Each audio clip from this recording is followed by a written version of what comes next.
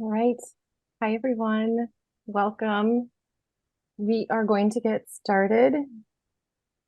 My name is Amy Forbes. I'm the training manager with the Northwest Mental Health Technology Transfer Center, otherwise known as MHTTC. I'd like to welcome you to today's webinar, LGBTQIA2S plus inclusion in clinical practice with Lee Brookins and Virginia Sanford. Please know the important information that we have on the screen. This webinar is being recorded. A certificate of attendance will be emailed to those who registered and attended this event. And we are not able to offer CEUs for this webinar.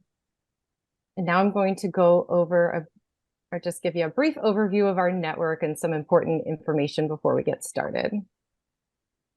The MHTTC is a nationwide network supported by the Substance Abuse and Mental Health Service Administration, or SAMHSA. Our network includes 10 regional centers and a network coordinating office. Our Northwest MHTTC covers Region 10, which includes Alaska, Idaho, Oregon, and Washington. And those are the states in brown there at the top left of the screen.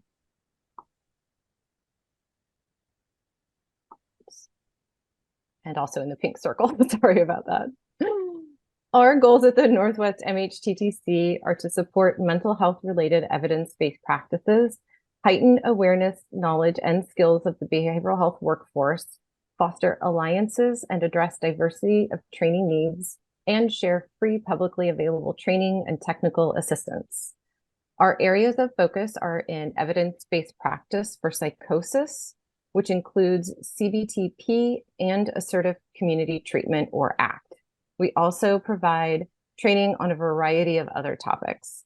You can check out our website where you're going to be able to register for free webinars or learning communities, watch recorded webinars, take free online course with Healthy Knowledge. You can also sign up for our weekly newsletter, review our resource library, or listen to our podcast called Putting It Together.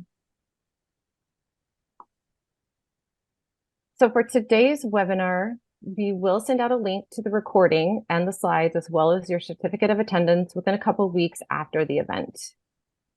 For communication during this event today, please use the chat box to reach our staff, or if you'd like to share respectful comments, greetings, and observations with everyone in attendance. Please also use the Q&A box to type questions for our presenters. You can do this at any point throughout the presentation, and we will be monitoring the Q&A box to facilitate answering as many questions as possible at the end of the presentation. Also, at the end of today's event, we will send out a link to our survey. Please know that your feedback is very important to the work that we do and the content that we provide. We are required by SAMHSA to conduct this survey, yet they do not have an official position on the content.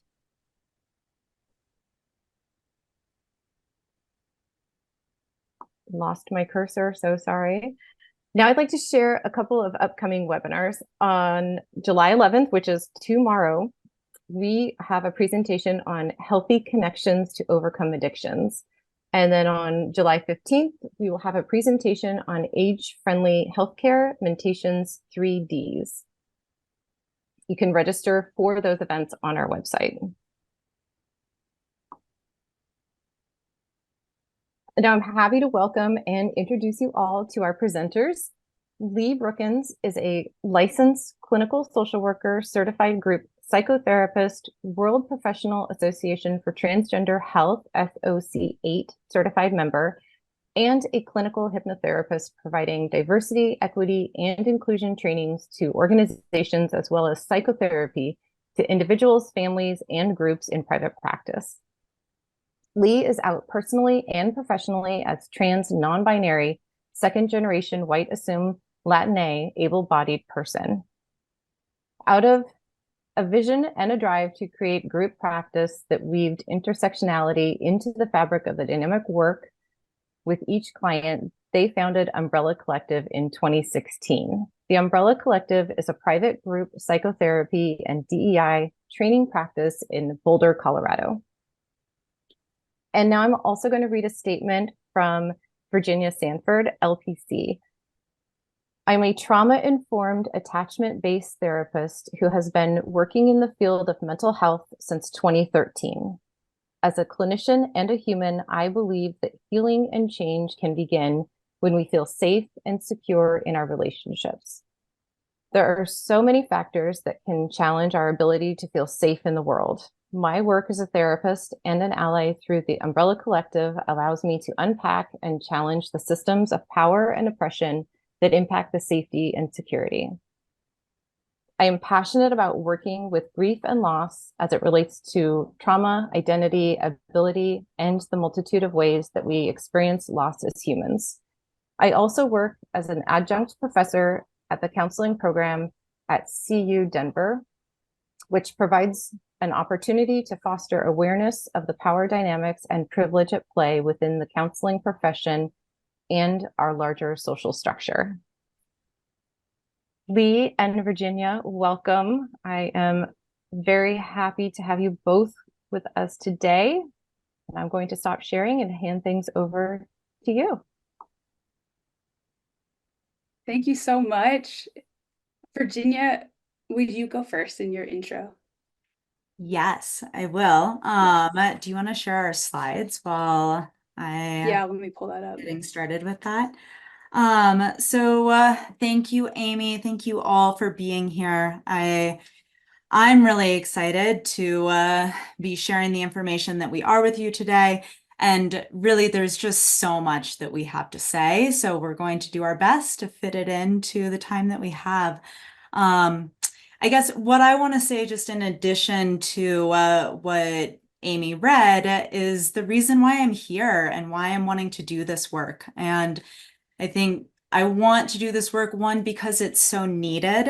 And I was thinking about my own life and really what has drawn me to this. And I was thinking about a time, maybe 7 years ago, where I was talking to my parents about some challenges that I was having as a cisgender woman working under a white male boss. And the response that I got from my parents was that there were just certain realities that I needed to learn to live with and I needed to learn to accept as a working professional, as a woman in the world. And I just reject that.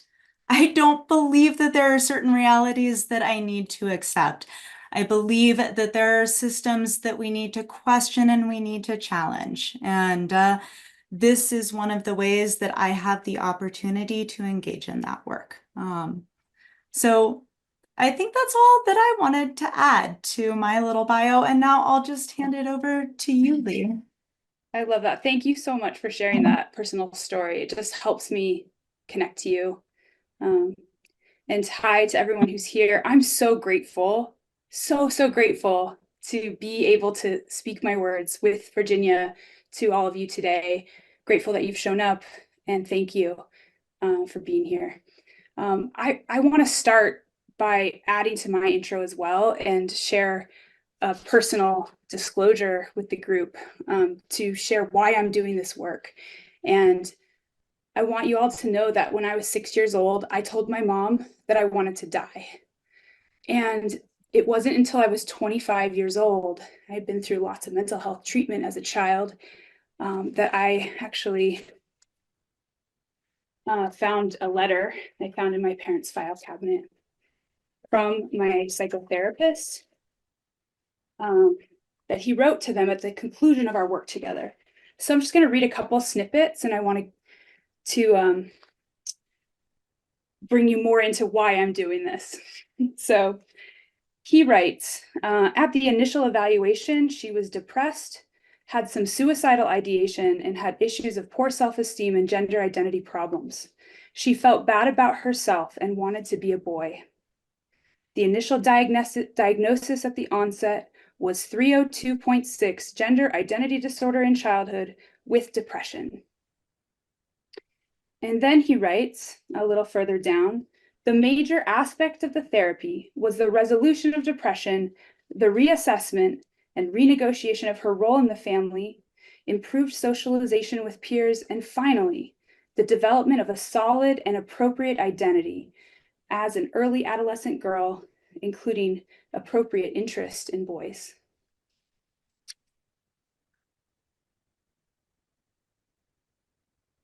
So contextualizing that at 25 was a big piece of work that I took on. And where I'm at with it today is noticing the conflation of my gender and my sexuality.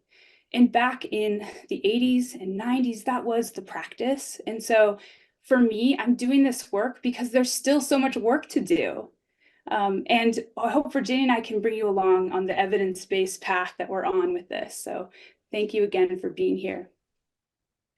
On the group guidelines today, and I do want to plug that at the end of this, of the group guidelines slide, we're going to be doing some Zoom polls to help interact with you all. We want to get to know who's here. So just keying you up for that. And I think that'll help us all learn in the process together. But today's agenda, essentially, we'll be doing group guidelines and then talking about why this topic matters in clinical practice. We're going to be reviewing a few chosen key terms and concepts, as well as taking you through a group experiential that is a lot of self-reflection too. And then Virginia and I will engage in a dyad case studies. There's 2 cases. We hope to have 10 minutes for each case if we're good about time today. And we'll end with fireside reflections and action steps for you all.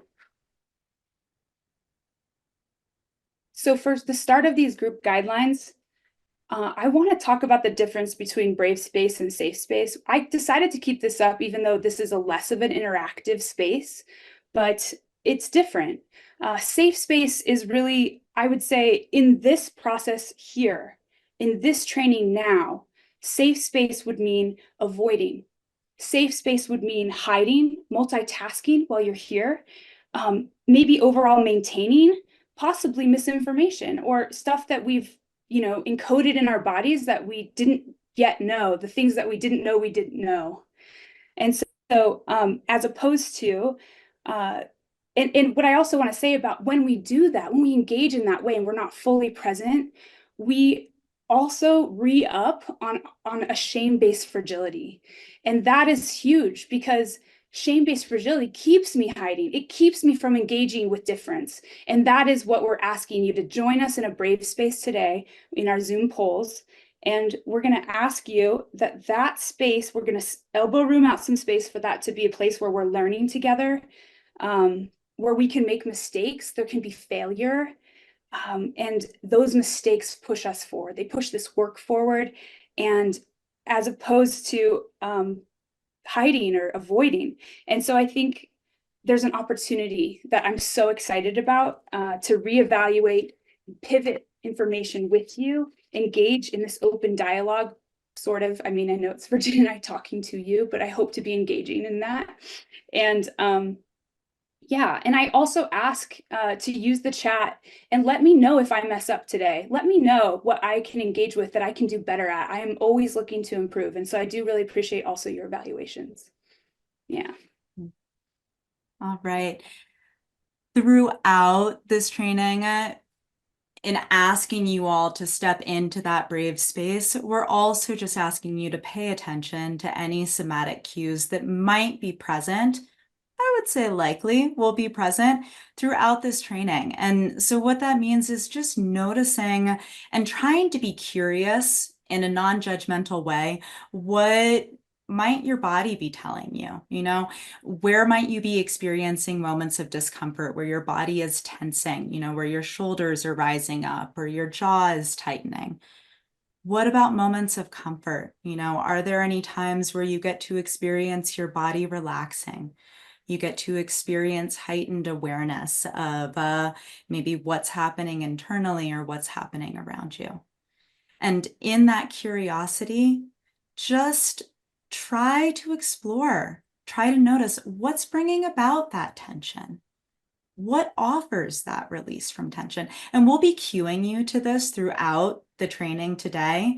And you will get tired of listening to us cue you up, I imagine. No way. But that's what we're trying to infuse throughout.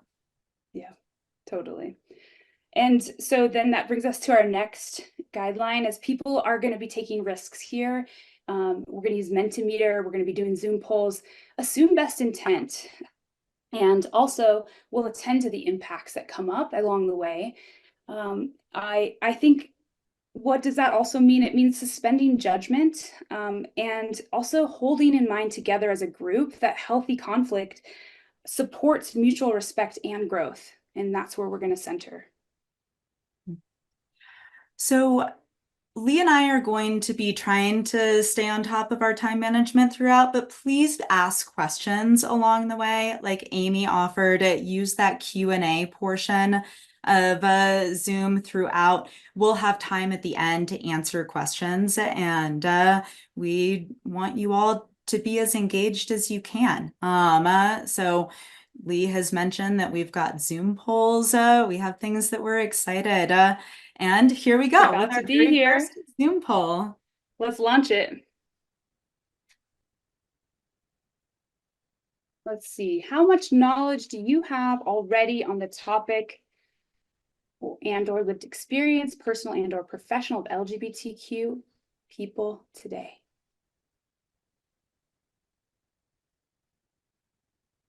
And these answers, sometimes we'll share them, but these ones we're just keeping to presenters for today so that we can be guided. So thank you so much for your participation.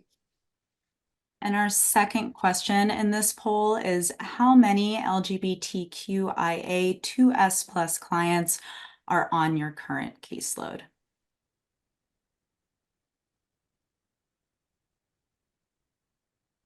Obviously, these are rough estimates.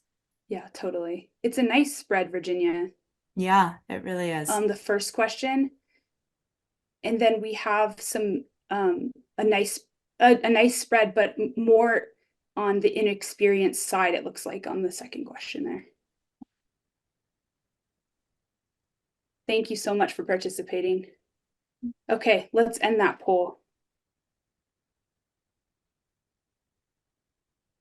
Oh, I see. I can share the results. Okay, great. Learned something there. All right, I want to jump right into the fire. Why this matters. I think of, just like with our clients, biopsychosocial. I'm a social worker. I think biopsychosocial, initial assessment, evaluations, when I think about policy, when I think about legislation. And so what are the protective factors and what are the risk factors out there? And so in this, me knowing what's happening around the world, nationally, in my own state, in my own local county, in my own local city ordinances, those that are impacting the people that I'm working with really matters.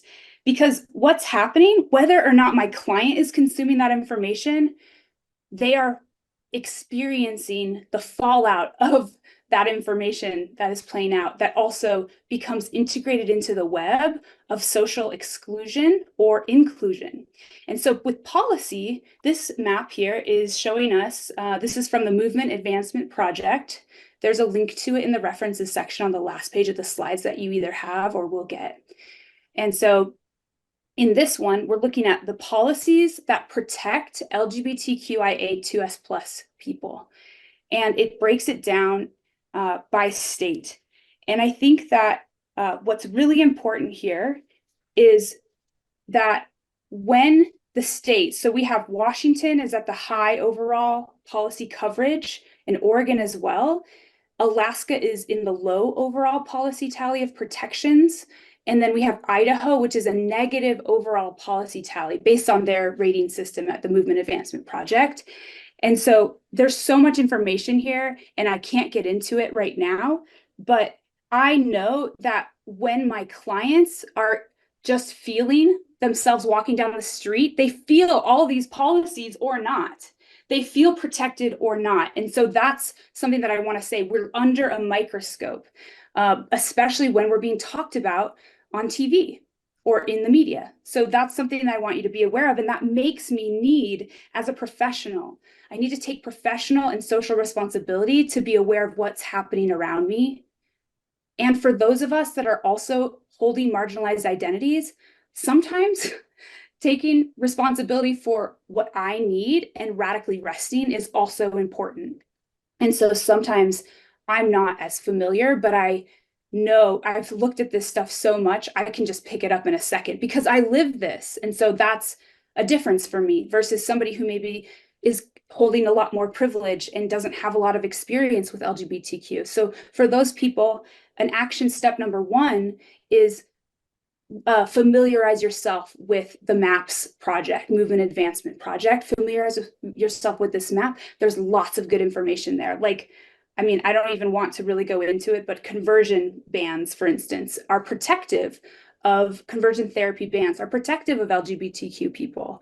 And you have them in Washington State, in Oregon, but not in Idaho, and not overall in the state of Alaska, but in the in the county of Anchorage. So that's just something to be aware of, that we might have youth that are being taken to conversion therapy models of care, and impacted by that. And then they might come into our office later or at the same time. Okay. And this is, as opposed to policies of protection, this is the risk factor. So this is ACLU's anti-LGBTQ bills tracker in the United States, another interactive map. It's amazing. It's so good. And I love preparing for these trainings and just getting to know what's going on locally, but I'll just give you the grand scope, okay? We have 527 anti-LGBTQ bills currently proposed in legislation somewhere circling our republic, our governance. And at the same time, 43 of those states have bills that target transgender and gender diverse people specifically. And 41 of the grand total of 527, 41 of the proposed legislations have fully passed and signed into law, and 111 are advancing. And then we have 339 that have been defeated. So how about that? I say that last because I want people to feel, I'm going to use the governance word again. I want people to feel the governance of what's happening around us. That these bills are being proposed and also people are fighting against them and they're defeating them. The majority are being defeated. And this is kind of the essence that I want to promote with my clients on a daily basis, the clients that come in with hopelessness. There's just no way I'll ever be able to go to the grocery store dressed as a woman, says the trans woman who just started her journey to me, right? And I say, I see that. And we're going to keep talking about this. We're going to talk about your safety because it's real. And even in Colorado, where protections are great, and there's 0 bills here, there are still so many fears. Just yesterday, a client telling me, I'm afraid, I'm afraid. And so I'm exploring that with them in the session. I make space for whatever the client's experience is. And if the client's not plugged into it, then I'm following their contact function. I'm matching where they are. I don't need to be an advocate in social justice for my individual client who has tuned that out for their own, whatever reason, self-care, or maybe anxiety, maybe avoidance, but also maybe that's healthy. How can we respect that? We wait for the client to bring it to us. Okay. And just before you move on, Lee, on Yes. kind of a larger scale level, as we're looking at these maps, especially for those of you who are LPCs and looking at the reality of the counseling compact getting closer and closer to actually being enacted, there are a lot of questions about how this is going to impact the care that we are providing for clients who are maybe living in states where there are fewer protections for their LGBTQ plus clients. Clients who might be feeling on a much more acute level than some of the clients that I might be working with in Colorado. And, I'm also considering how is this impacting clients, but also us as clinicians. This is something that came up in the consultation group that I run on Wednesday mornings. How are clinicians feeling the impact of this legislation? How are clinicians feeling the impact of the Supreme Court decision that was just handed down last week? And how are we taking care of ourselves as clinicians, whether we're coming from this role of allyship or whether we're coming from a role of shared lived experience alongside our clients? Yeah, and thank you. I want to leap from there too and say that it's not so much the trauma of the bill that has been passed, but it's the trauma of the projection from our clients or from myself as a clinician of what is to come. And so when I think about that, I've been starting to think about, what if it were the case that such so-and-so person gets elected? And I think that matters. That's going to matter to us. It's going to matter to our clients. And so thank you for bringing that part in, Virginia. I'm just going to dive into Idaho because I really want you to feel the wording on some of these bills. In Idaho, it reads, in human beings, there are two and only two sexes, male and female. Every individual is either male or female. An individual's sex can be observed or clinically verified at or before birth. It erases the 96 intersex conditions that have already been peer-reviewed medically by scientific and medical journals and researchers. And then we have another, sorry to pick on Idaho, but they're just a unfortunate example that fits well into what we're trying to get across to you. But this one is a law that has been passed, and it's about children, students in schools. And so it's a bathroom law, and it's requiring students to share restrooms and changing facilities with members of the opposite biological sex that by requiring them to share, it generates potential embarrassment, shame, and psychological injury to students, as well as increasing the likelihood of sexual assault, molestation, rape, voyeurism, and exhibitionism. Notice how you're feeling. Thanks for asking that, Lee. I notice as I'm listening to you read those slides and I'm listening and I'm reading them myself, my heart is racing. I feel tightness in my throat, feel my shoulders starting to hunch forward. Yes. Yeah. Thank you for sharing. And I just took a huge deep breath because I was like, woo.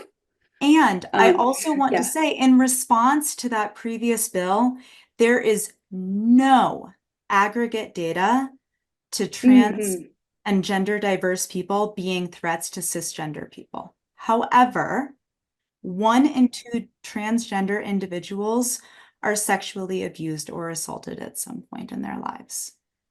Yeah, exactly. Thank you for Really catching that. Important information. Such important information. And it's like, when did governments decide that they get to overrule the majority of the scientific and medical communities on this? Okay. I want to share, this is a friend of mine, also on Instagram, but with his permission, he also asked me not to share his name. But he did share this last week in a post. On the 12th anniversary of my top surgery, I feel it's incredibly relevant to share that accessing gender-affirming care is the best decision I ever made, and I would do it again and again and again. My only regret is that I didn't access it sooner and before I experienced puberty. Taking that right away from trans kids is incredibly cruel, and I'm tired of trans kids being used as political pawns as democracy in the US crumbles. My friend is also just graduated with his doctorate in social work. There's a lot that goes into that post. And then we have this post here. I have to move where I have placed you, Virginia. There we go. And this is a public post, but I just chose also to make that anonymous. Oops. What I want to say as well is that the post from the last one came from a white transgender male, and this post is coming from a Black transgender female. And she writes, most detransitioners are not right-wing shills who try to make being transgender harder. There's a lot of discourse about detransitioners, but I get the impression that people aren't aware of what seems to be a pretty general consensus among detransitioners. The common argument seems to be that there aren't enough barriers for gender-affirming care and that those who detransition received care very quickly. But the reality is that gender-affirming care is inaccessible to most people. And what makes it hard for a lot of detransitioners is that they did indeed go through all of the right steps, but for one reason or another realize it wasn't for them. Most people who detransition will retransition. I actually don't know the facts of that. I'm not going to read any further, but I just thought that that was a good example. And then I do want to back kind of the conversation about detransition and detransitioners. It's a big umbrella term. I have a client right now who technically falls in the category of detransitioning, but he's waiting for a liver transplant surgery. And so that's something that the doctors don't want him on testosterone. So he's had a break in testosterone as he's waiting maybe up to 8 months. And so I think that that's something to consider. And then also in your references, there's a small study that's been done and published by one of my peers and colleagues who's someone who I very much respect, a second author named Florence Ashley, on the conversation about detransitioners, and it's 28 people. And I'll just read the findings that suggest clinicians may be insufficiently knowledgeable so they pulled people who have detransitioned. But clinicians, us, we may be insufficiently knowledgeable to meet the needs of this population. And further research and clinical guidance are required to better support people who detransition after pursuing gender-affirming healthcare. Specifically, clinicians are avoiding the conversation with their clients. So think about that. Do you have experiences of uncomfortable feelings when a client's telling you about thinking about going off their hormones that they started just 6 months ago? Notice tightness, notice relief, right? Sometimes I hear people saying that and I feel relief because I'm like, I'm so proud of you for admitting that to yourself. That's one way to look at it, right? How do you look at it? Okay, let's get to the next. All right. We are going to invite you all now to participate in a self-reflection experiential exercise. And what this is focused on is just highlighting the unconscious bias that we all hold. None of us are immune to the biases that are either steeped into the communities that we live in, the culture that we were raised in, the family systems that we grew up in. It comes at us from so many different directions. So what I'm going to ask is that you engage in this in a way that allows for both some personal and internal reflection. I'd like for you to have ideally a paper and a pen that you could write with, or if you just make a tick mark on your phone, whatever is going to help you keep track of the questions that I'm asking. And just pay attention to any of those physical cues that you might notice as I'm asking questions and as you're reflecting on your responses. So if you have ever at some point in your life been able to answer yes to my question, then I want you to create a tick mark for yourself. When you think about people from other communities, what comes to mind? Do you associate these groups with any specific physical characteristics, strengths or weaknesses, like athletics, academics, use of technology, any specific personality traits, like quiet or loud, hardworking or lazy, any specific clothing and attire, or any other traits? Have you ever assumed that someone is good or bad at an activity, like athletics, academics, or driving, based on their race? Have you ever ruled out certain neighborhoods as places you might live or send your kids to school based on the town's demographics?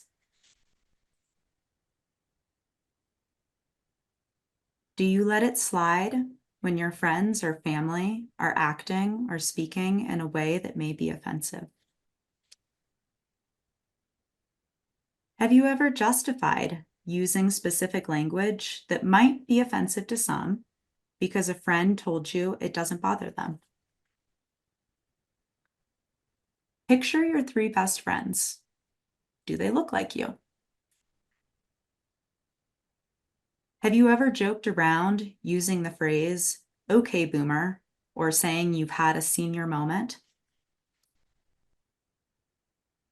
Have you ever assumed someone's pronouns or referred to them with the incorrect pronouns? Do you have different expectations for people based on their gender? Have you ever assumed an older adult isn't as competent with technology or social media? Have you ever told someone they were brave, courageous, or inspirational for living with a disability? When you've seen a person who has a physical or mental disability, have you ever avoided making eye contact? Have you ever asked someone what their real name is? Have you ever used a nickname for someone because you couldn't pronounce their real name? Have you ever asked personal questions about an individual's body parts? For example, asking a transgender person about their physical journey, hormones, or surgery? Have you ever expected a gay person to have a certain personality type or interests because of their sexual orientation or gender identity? When considering how you talk about diversity, have you ever described yourself as colorblind or said that you don't see race? Have you ever asked a person, "Where are you really from?" or assumed they were born outside of the US based on their ethnicity? Have you ever referred to being gay as a choice or a lifestyle that can be changed?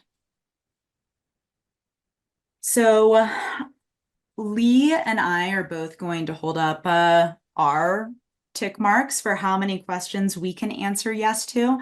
And I just want you to notice what happens in your body when you see the number of tick marks that we hold up as you're looking at your piece of paper or your screen or wherever you've been recording your answers.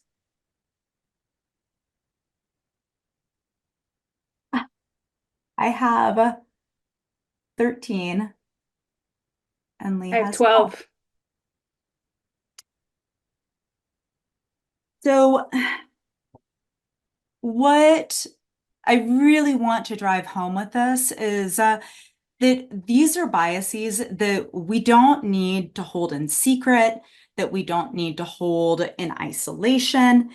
In fact, when we start to feel as though we need to hide, we can't address these biases, that becomes really dangerous. This is where shame begins to grow. This is where defensiveness, guardedness begins to just fester, and it becomes more and more powerful. So what I'm wanting is to, one, just increase some of the awareness of what it is that we're all carrying with us as we navigate our lives, as we're walking through the world, but in a way that it can be shared, that we can collectively hold these biases. As we're able to share, as we're able to hold them together, we increase our awareness. We're able to acknowledge, where we might have conscious or unconscious bias, and we're able to act from a place of intention. And so what really makes this experience powerful is not only having it, but starting to think, what do I do with this information? Now what? How do I respond as a result of new information that I have been provided today, or information that I've been reminded of today? So as you take a moment to just reflect on what this experience has been like for you, either in listening to and responding to the questions or looking at the responses Lee and I have, comparing, contrasting to your own, as best you can, I'd like for you to summarize in one word what this was like for you. So we have another poll. Lee, you just muted yourself. Okay. This is the Mentimeter poll that will be in our chat.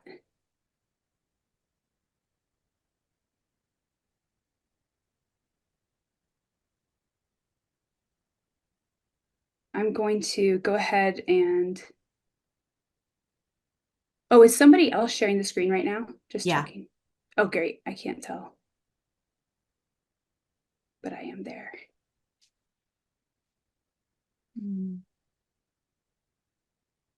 Taking a breath as I take this in.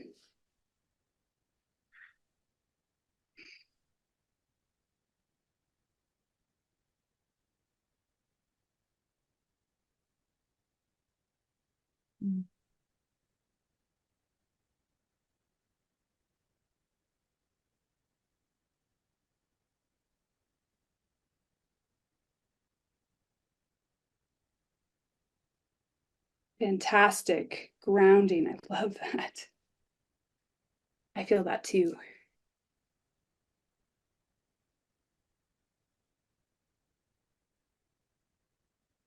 Well, and I love that uncomfortable is in here. You know, that tells me that we're able to lean in. You know, this should not necessarily be an activity that just elicits these feelings of warmth and comfort. Where we're able to get uncomfortable is where we're able to lean into our edges. It's where we're able to grow. All right, I think let's end this poll because I have some questions to help guide the now what. Yeah, sounds great. You can come back to sharing your slides. We have a few more Mentimeter polls for you all. And do I stay in the... I share my slides now again? Yeah, share your slides. Oh, right. I got you.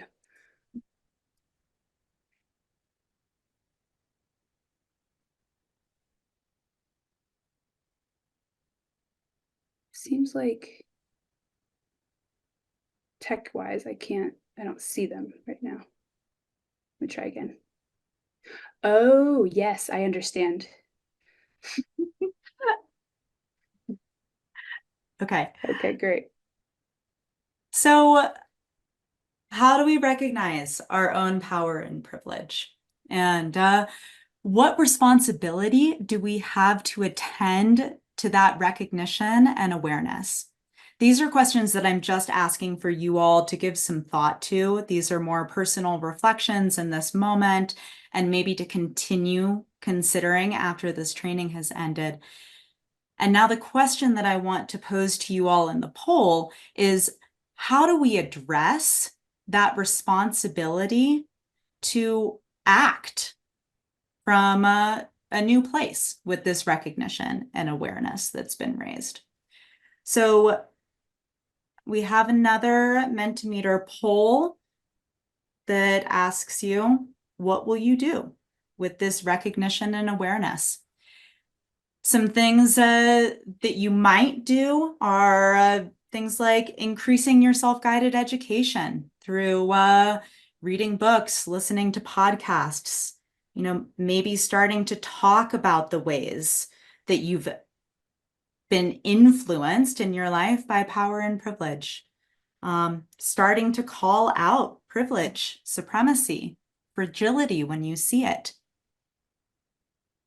There are a lot of different things that we can do.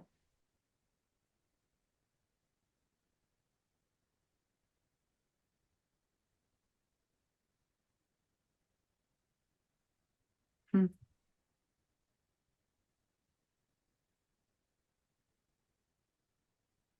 I love this. Hmm. It's like I the like ideas watching it are just change. rolling in so quickly. Yeah, thank you so much for everybody participating in this. Listen, learn, advocate are big in there. Definitely.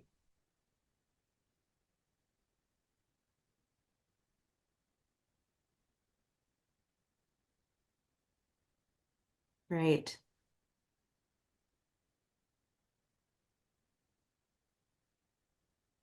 I think let's just roll right into the next Mentimeter question. Do you want me to read the slide or you have it there, I think? No, I have it. Okay, great. So now I want to know, how do you recognize your own experiences of marginalization and oppression? And again, this is a little bit more self-reflection. And the action question is, what do you plan to do with that awareness? And this will likely look a little bit different from what some of the answers to the previous question might be. There might be some overlap.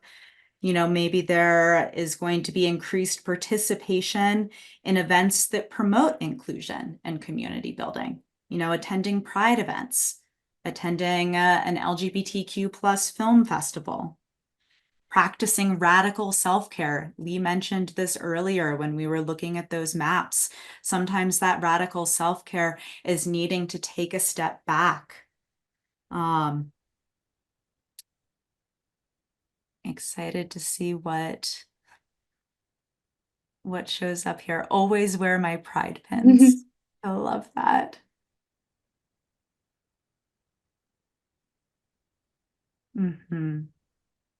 Self-advocate, self-care. Connect with my community. That's one that I Huge. resonate with. Find community. Therapy. Yes.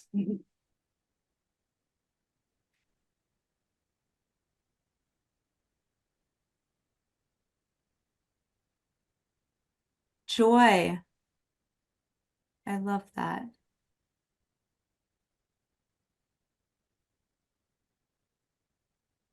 Okay. And we have one final question for reflection. How do we recognize when unconscious bias is informing our reaction or engagement with others? So how do we recognize when we don't know? And some of this might be along the lines of some of those somatic cues that we've been inviting along the way, recognizing when protective or defensive responses or thoughts show up. And that might sound like, well, I'm trying, but it's really hard for me to remember your pronouns. Or it's not that big of a deal that I assumed you were talking about a husband when you said your partner.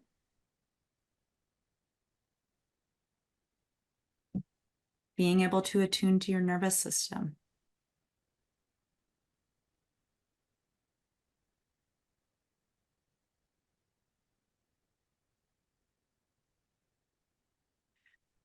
Feedback and consultation, I just saw.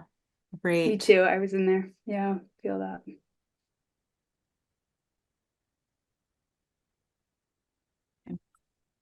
Tightness in chest. I feel that so much sometimes when I'm in that space.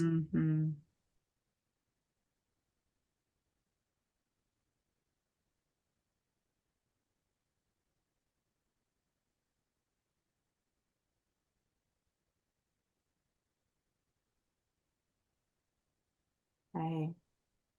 I was in that space making this presentation ready, Virginia, and I wanted to post the pictures that my friend put of his top surgery and like the, before and after and the, over the years. And I just felt like kind of yucky inside.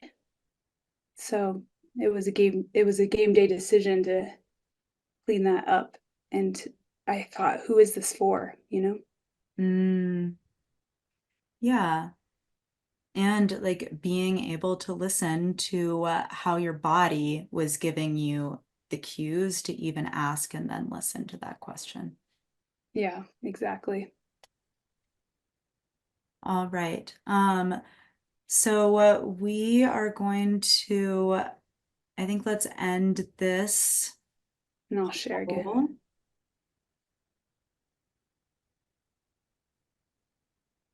And we're going to go into some key terms and concepts before we get to our case studies. Okay, let's start with the acronym. While it's grown, it's really grown. And I hear a lot of people sometimes make fun of that. I've made fun of that. But I think that, when you consider that trans people, for instance, have existed for all of human time, but only 40 years ago, say, our society was conflating sex and gender still, and that still persists today. We kind of need that acronym to grow. And it's growing for a good reason. Language is shifting. And it never stops shifting. Like language is like a live document. It's being edited every year. I think it was 2015 that they was the word of the year for the Oxford English Dictionary to represent a non-binary identity, which was really cool, and not just in a singular they pronoun. Pretty cool stuff.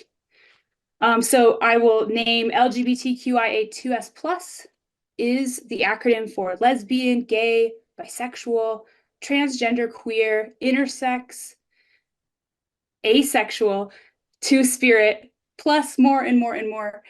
So the plus indicates it's expanding. Might add more later. And speaking of this language piece, we're going to kind of blast through this because it's such a limiting design by design.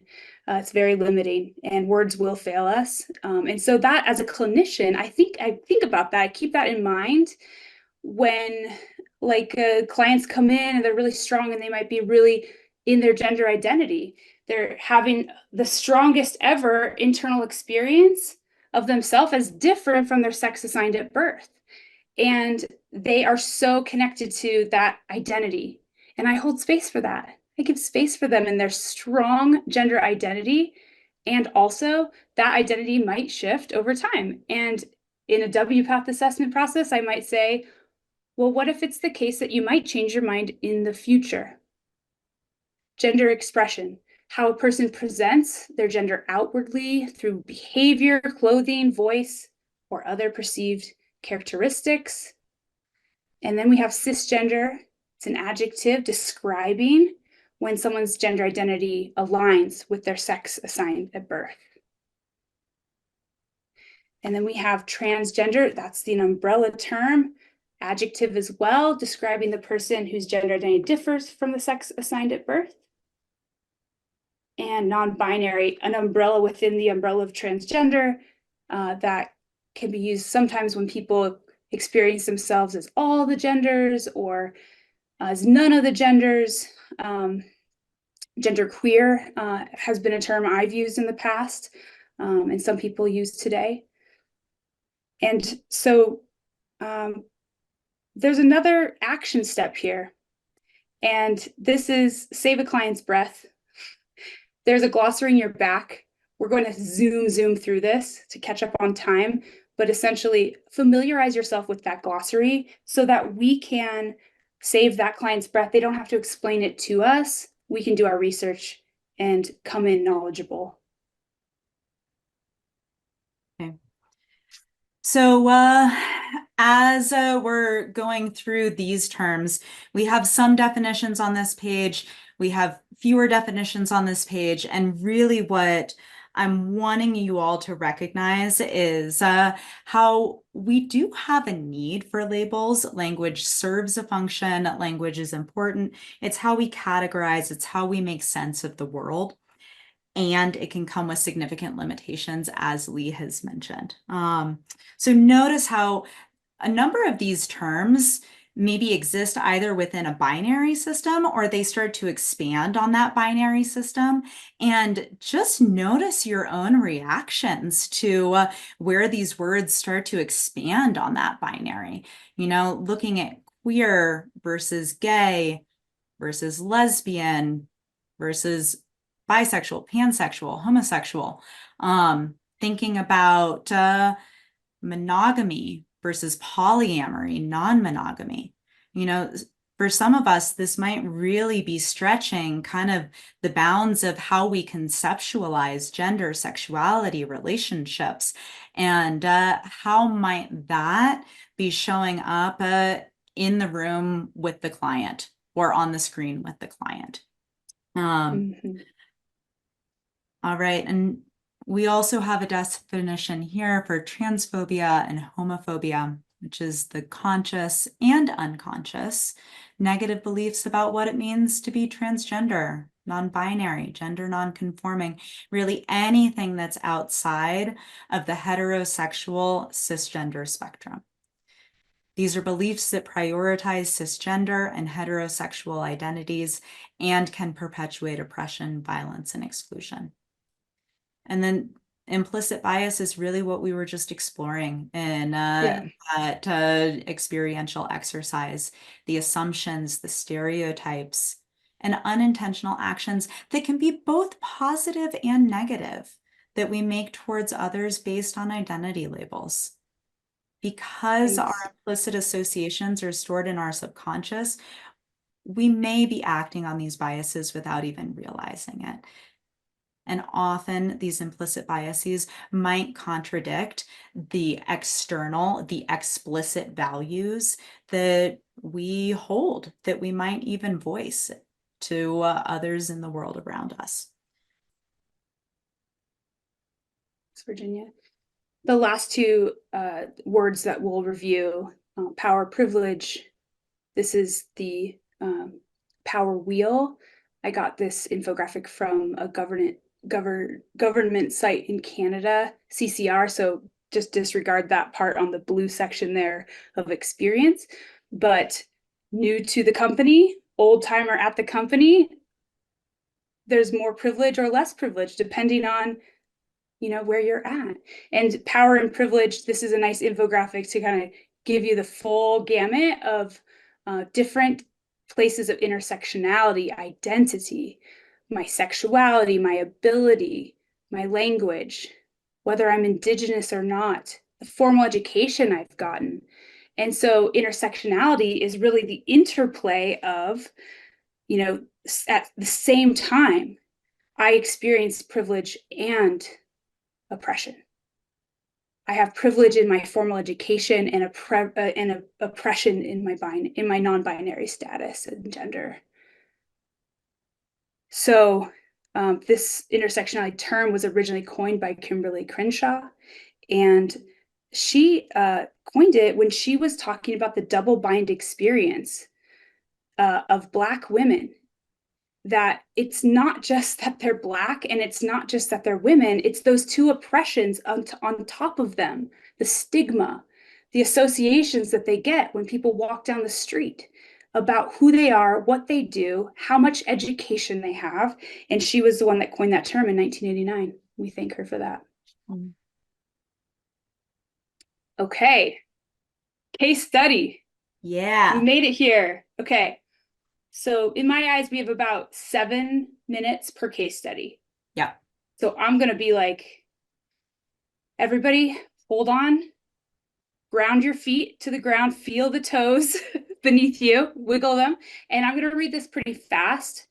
And then we'll have a conversation. I am the clinician and Virginia is my consultant today. Spencer, he's 15 years old, cisgender male, first generation Latino, whom you recently started therapy with. I recently started therapy with him. And from my initial consultation with Spencer, I learned that he's come out at school as gay, and he has a counselor at school that he's connected with regarding coming out at home as well. So he feels good at school. A lot of new dating going on around him, a lot of new relationships, peer group friends. He's in a GSA. While Spencer reports experiencing support from peers at school, he also is having difficulty with his parents at home.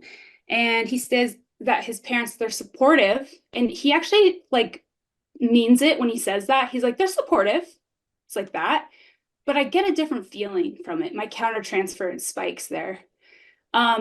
They say he's supportive. He says they're supportive about gay sexuality, but they continue to emphasize his masculine features. So it's like this little like annoying thing that he just wants to flick away. Like they just keep emphasizing this masculinity with me, and I don't appreciate it.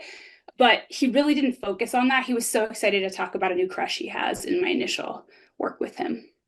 And so, and he said to me this quote, "It's like they forgot I even came out to them."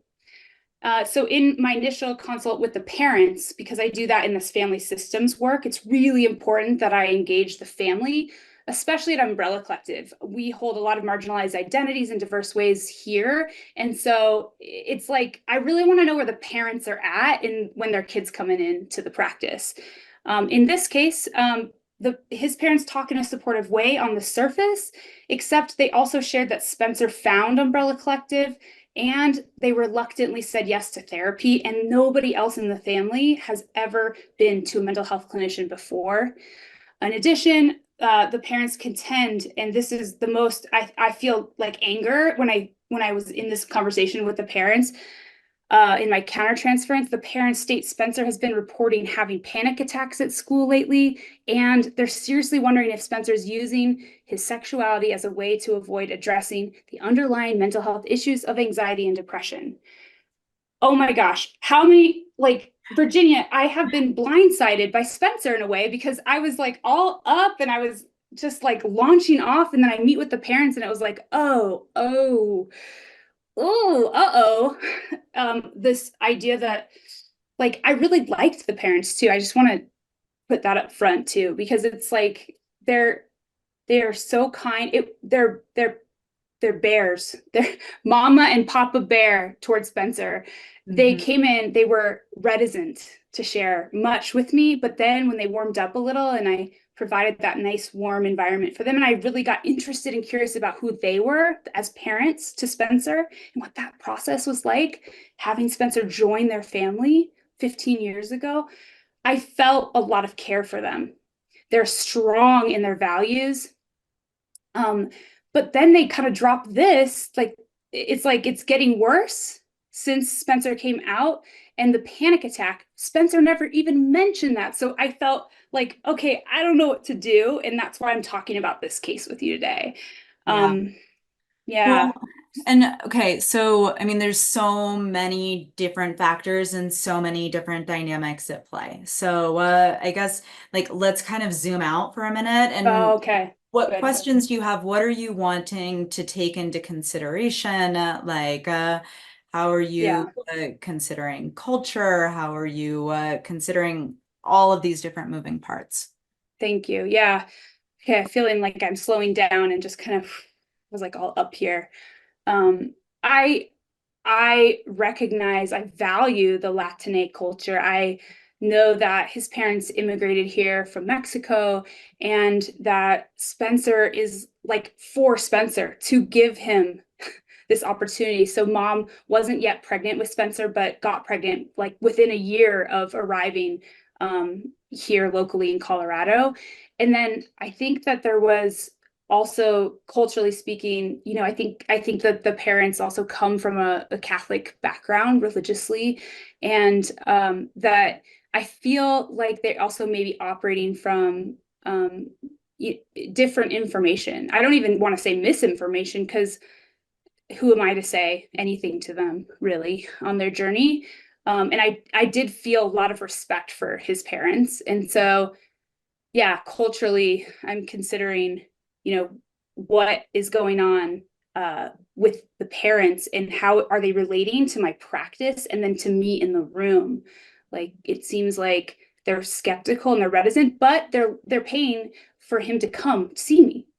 And so I'm also, yeah, like they have maybe like middle income, and Spencer is like, they actually fought so hard. And I think Spencer's blindsidedness, actually, as I'm talking to you in this moment, I'm thinking is actually the gift that they wanted Spencer to have, in a way. Like, they wanted him to launch, but there's still that huge gap on Spencer's identity and coming out, and then like letting his parents know about that and bridging that gap. And so my hope is that with Spencer connecting to me and me continuing to provide like a warmth place for the parents, that might be an approach I could take, like almost like asking them, like, would they like resources, not just here's some resources that you need to do, and here's a group that you can go to for a PFLAG. I think maybe I should ask the parents, like, what would be helpful from me on your behalf. And I also offer, and I tell Spencer, like, we do parent coaching. That's just part of the process when someone's a minor here, for the most part. But Yeah. Yeah. how And does I mean, that sound? that sounds good. I like the kind of increasing the parents' agency and being able to ask rather than just kind of push on them. And I mean, it also sounds like you are able to notice that anger and that countertransference with the parents, and simultaneously you're also able to connect with the parents in a way that maybe allows you to see some of their strengths or to have some Yeah, like passion for with them. respect, like mutual respect. I think I can grow that just Yeah. by honoring them, asking them, like, what would be helpful? What are they having a hard time with regarding Spencer? Like, maybe centering the panic attacks. What are they noticing about the panic? Help them talk about that. I could in our next one. We meet like once a month-ish. So yeah, Yeah. I think that's good. That feels Well, and complete. can I just add one thing in there Yes, that of I'm not course. sure if I heard you say this, but Yeah. when thinking about working with parents, really trying to consider what are the fears that are present for them? What are their concerns for their child, and how are they acting from a place of fear? And how might that even be reframed with the parents as acting from a place of love? And how does Hmm. kind of that shift maybe start to change some of their dynamic as well? I love that. Okay. Yeah, I can just be really open-ended of like, tell me what your concerns are. Yeah. Because I don't know. Like, from my perspective, holding non-binary identity, I'm just like, my counter transfer is like, rear, rear. I think uh how it like, how could it be this hard sometimes? But I do appreciate that I feel slower, like slowing down and listening to their fear and just allowing them to express is going to be huge for them. Thank you so much.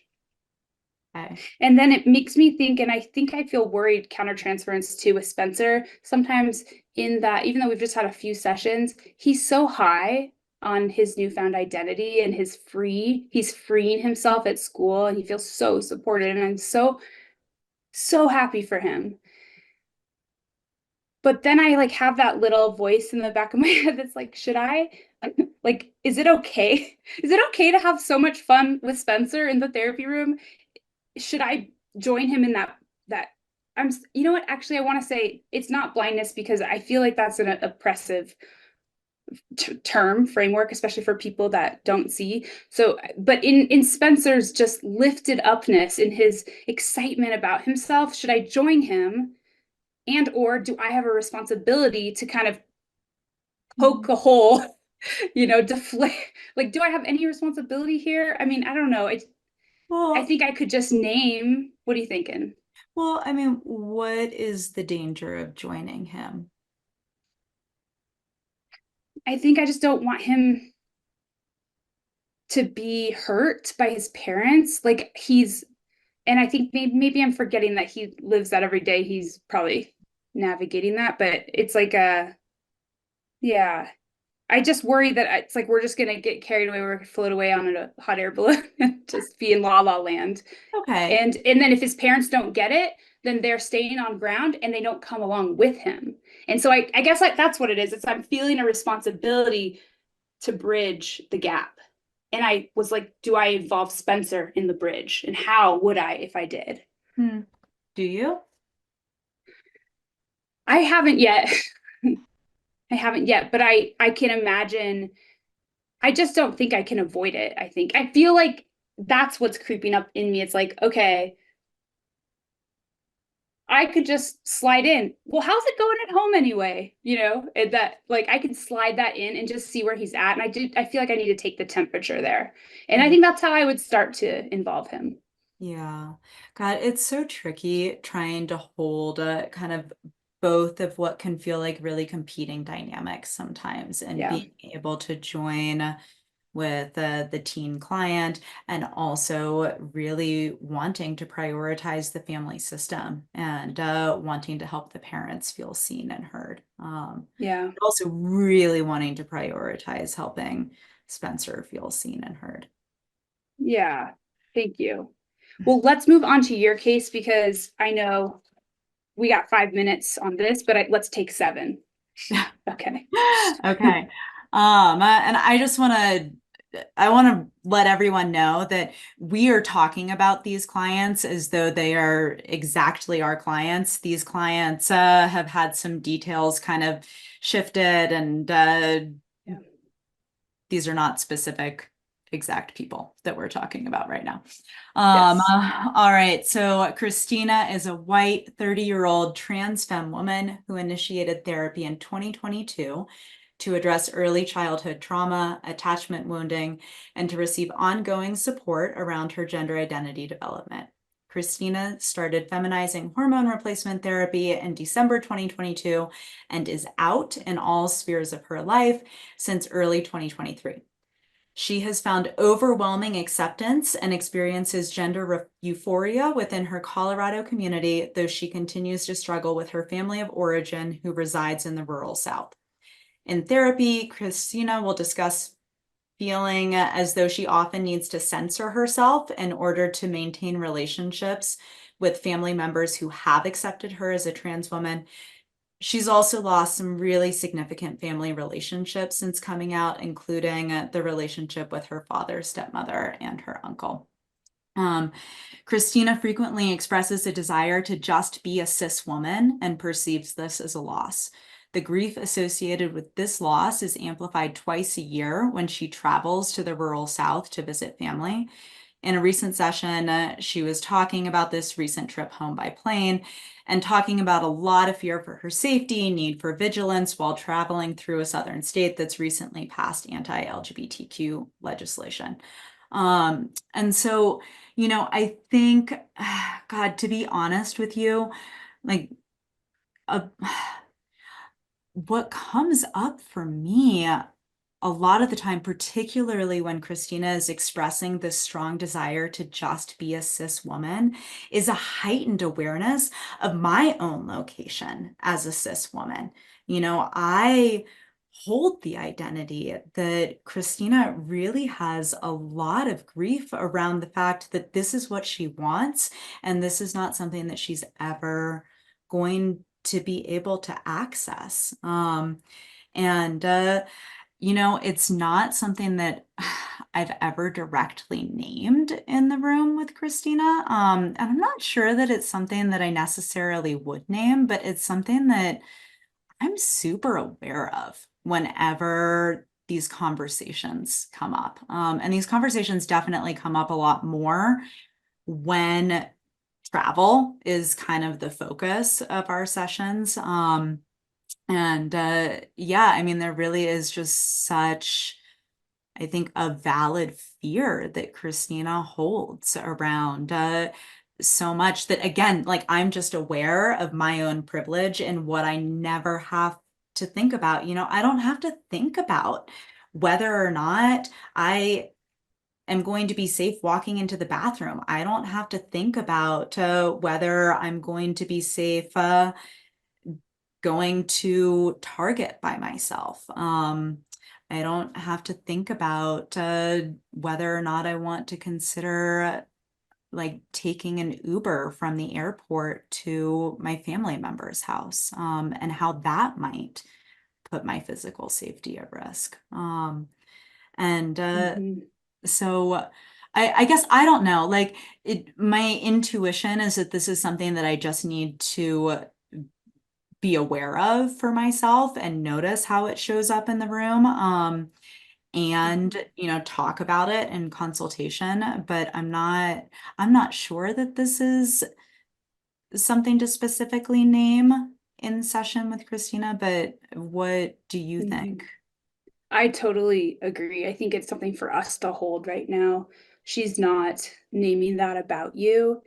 And also, I can feel like how intricate the experience for you comes up in like the guilt or the projections that maybe Christina is also feeling and holding toward you. But I agree with you, like, in order for you to be her therapist right now, she's really in it on such a interactive level that I would follow her contact function on that, and lets you and I keep talking about it, because I think if you were to bring it up, it would be sort of enacting like a fragility, a guilt type Yeah, fragility. yeah, Not yeah. shame, but like definitely guilt based, No, totally. like how is it for you that I'm so, like in that sense. And maybe it's just premature.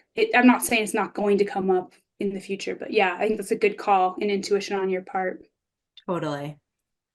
How do you kind of think about assisting her in her fear and grief then about her lack of cis womanness? God, I mean, I just think about it so much through the lens of grief, that grief is not necessarily something that's a problem to be solved, but how do we sit together in Mm, the suffering, in the profound discomfort. And so it's really, I think, being able to wholeheartedly validate the fear and the loss that's present for her.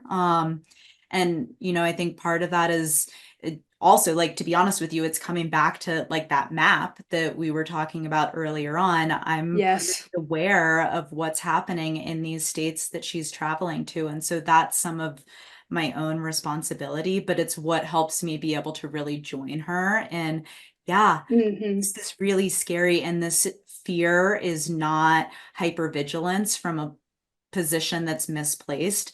This is maybe hypervigilance that's actually necessary. And, you're Hmm. asking questions that are important to ask. And how do we resource you as Hmm. best we can? How are you tending to your nervous system? Like, how are you kind of building in some of your safety nets? Like, maybe you have your location tracking on your phone when you're traveling in the Uber to your grandmother's house.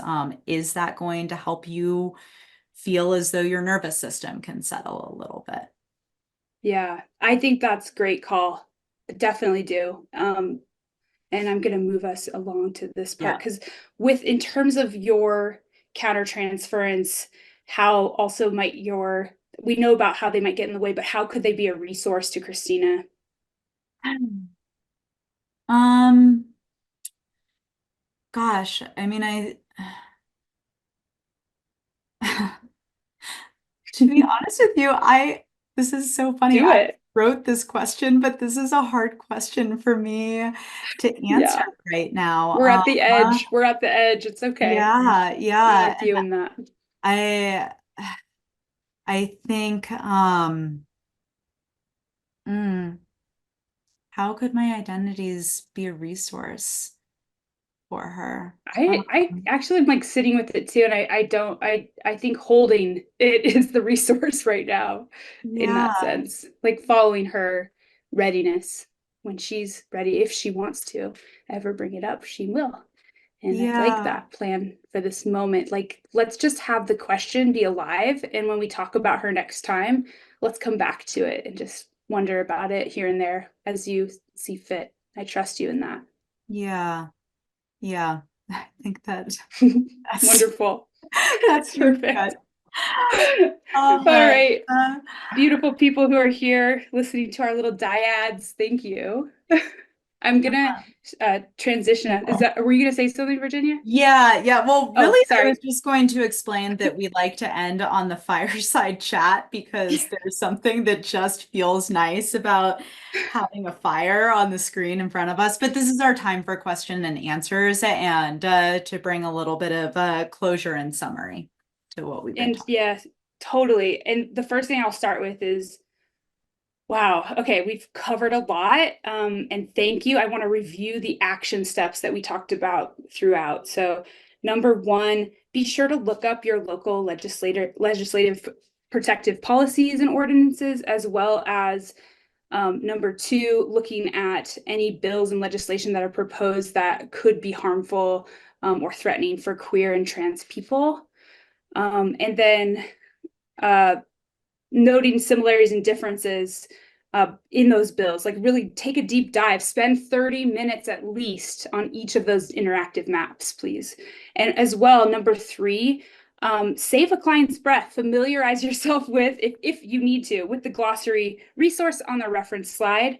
And I know that there's also people were wanting the bias questions that you asked, Virginia. Could you put that link in the chat when you have a second? And then the last thing is the big question that I want to leave you all with in summary is just how can you, and this is not for Mentimeter or Zoom poll, but just internally ask yourself, like, how can you be a better advocate for your LGBTQIA2S plus clients in your practice and within your organizations? Yeah, and I'm sure Amy and Peyton will cover this, but there will be a post-training survey. I can't tell you how much Virginia and I would so appreciate your feedback. We're always tweaking, adjusting, even up to the last day of these slides, and we really want your feedback, and we will integrate that knowledge that we're going to take in from you, and we thank you for that. So thanks again for being here, and what questions might you have for us? Thank you both so very much. I wrote down some things for sure, but I want to get to questions that others have who are participating. Thank you very much, Lee, for bringing up the experiential, the group exercise. I cannot say that word right now, and the self-reflection questions. A couple of people asked about that, so appreciate that. If you do have that link, that's wonderful. A question that we have that I will read here is, are there times where working with parents who are not accepting / supportive of gender or sexual identity can be counterproductive or harmful? I'm going to let you answer that, Lee, because I'm actually looking for those questions.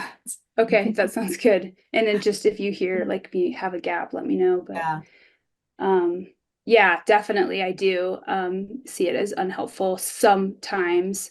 But I always start when I start new cases, I always start with thinking about who they live with, who I might need to be in contact with. And that's in part maybe some of my training as a social worker. I also like to do family work and I like to do group work. And so from that perspective, my priority is getting people in the room. But then when I'm talking to a client, like maybe Spencer, but like a couple years older, they might be like ready to transition into their 18-year-old self and like so done with parents and just blah, blah, blah. And in some cases, so I still ask for the release of information and just see where that conversation goes with the client, especially if the parents are paying. In Colorado, there's a law that actually the Medicaid clients we work with, we don't have to tell their parents if there's a safety risk of that or something. They're more independent than the private pay clients. Because the parents are paying, I actually have to have a release of information, at least for financial purpose. Plus, because age of consent, sorry, what is the age of consent? Is it 13 or 12 here? Anyway, it's neither here nor there. It's young. Always so good to look it up in your state. Yes. Look it up in your state. Yeah. Thank you. But it's like, I just think about like, it's impactful that they still live at home. And so for the young ones, I will, even if they don't want me to, I still ask for the release of information, and sometimes they sign. There's been very few times where a client decides not to sign it. And if they don't sign it, I say, well, let's keep it up on the table as something to talk about if it were to be a need in the future. That's the way that I might handle that. But That's so great. yes, but like more majority people, we are doing releases, we're talking to parents, and sometimes I don't involve the teen in my conversation that I have with the parent. Sometimes I do. I try to if the client is mature enough to like handle that, but also sometimes the parents really need coaching and they're fighting at home, and I need to do a separation and talk to the parents separately and kind of like juggle both. So Yeah. Thank you. A couple more questions have come in. What role, if any, is there in outing yourself as a clinician if you're straight passing? I love that. I feel like that one I will take a stab at as well. But Virginia, if you have thoughts, again, fill in gaps for me. What role? Yeah, I don't think you have, like, you have a role kind of, but I really think it's your choice. If you're straight passing, it's up to you. And I've worked with clinicians who, will flex for some clients and not for others. And if you can attend to who you've outed yourself to and who you haven't, that's fine. And I've worked with clinicians who are just very strict and they do not share their identities with their clients in that way. They don't self-disclose, especially if they're passing and straight, or passing in those, like white male privileged spaces, and they appear or present as cis male. I don't see that. We talk about it in consultation more than I want them to talk about it with their clients. And that's what's just underline that process. And so when I do have clinicians that say are stealth, I definitely work with them to talk about how that is for them and how it relates to their cases a lot, Yeah. especially at the beginning. Yeah, and I think I would just add on to that that with anyone that I'm doing supervision with, or with anyone that I'm doing consultation with, and there's a question about whether they want to out themselves, I want to encourage clinicians to consider their own personal and emotional safety. And so if that means not outing yourself to clients, great. I really want to encourage the promotion of safety for clients, but also for clinicians. But totally agree with what you said, Lee, that this is a conversation that we're talking about in consultation. I have Totally. two more questions and we've got a couple minutes, so we're going to try and get through Okay. them. How do you recommend navigating supporting and validating LGBTQIA2S plus individuals in a group space that is also inhabited by those who are biased or actively against their identity? And for context, this person they supervise permanent supportive housing projects. I think Is there a way I can see that written? Yeah, if you open up the Q&A box, it's the first one there. I know it's a lot of words. this is a question for you, Lee, Oh, there because it I is. think this is about the group dynamic. Yeah.